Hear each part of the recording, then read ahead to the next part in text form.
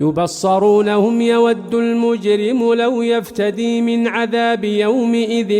ببنيه وصاحبته وأخيه وفصيلته التي تؤويه ومن في الأرض جميعا ثم ينجيه كلا إنها لظى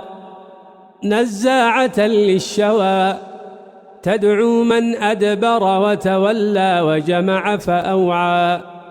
إن الإنسان خلق هلوعا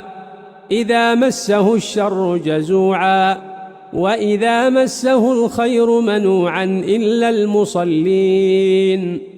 الذين هم على صلاتهم دائمون والذين في أموالهم حق معلوم للسائل والمحروم والذين يصدقون بيوم الدين والذين هم